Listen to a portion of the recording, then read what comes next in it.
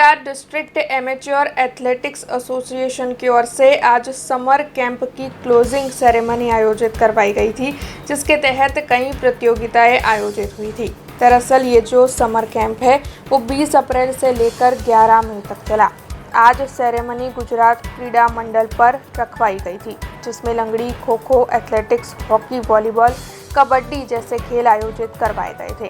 इस कैंप की पूर्णाहुति के मौके पर खिलाड़ियों को सर्टिफिकेट और मोमेंटो देकर सम्मानित किया गया था।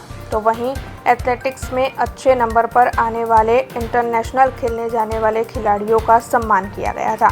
इस दौरान Baroda district amateur athletics association के प्रमुख और अकोटा विधानसभा के विधायक चैतन्य देसाई, साथ ही एथलेटिक्स एसोसिएशन के सेक्रेटरी लक्ष्मण करंजगांवकर और विकास प्रजापति मौजूद थे। मंडल वडोदरा खाते बड़ौदा डिस्ट्रिक्ट एथलेटिक एसोसिएशनना समर केम्पનું સમાપન હતું। સાથે સાથે 3 જેવા ખેલાડીઓ આપણા વડોદરાથી ઇન્ટરનેશનલ રિપ્રેઝેન્ટ કરે છે। હમણાં હાલ દુબઈમાં થયું એથ્લેટિક મીટ, એમાં મેડલિસ્ટ હતા, રિપ્રેઝેન્ટ કર્યું ઇન્ડિયાને, એમનું અમને માન સન્માન કર્યું।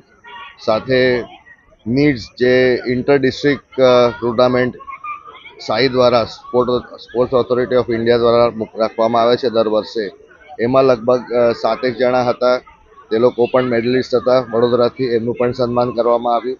અને 13 છોકરા છોકરીઓ ગુજરાતને રિપ્રેઝેન્ટ કરે છે ઇન્ડિયા ખાતે એથ્લેટિક્સમાં, એમનું પણ સન્માન કરવામાં આવ્યું।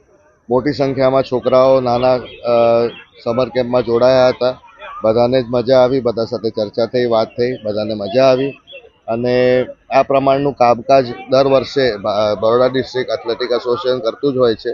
સમર કેમ્પ્સનું આયોજન, સાથે વર્ષમાં એક વખત એકથી વધુ ગેમ્સનું એક પ્લેટફોર્મ પર એ લોકો કોમ્પિટિશન રાખી શકે, કારણ કે ઘણા બધા એસોસિએશન્સ નથી રાખતા ઇન્ટરનલ કોમ્પિટિશન, તો બરોડા डिस्ट्रिक्ट एथलेटिक एसोसिएशन રાખતા હોય છે।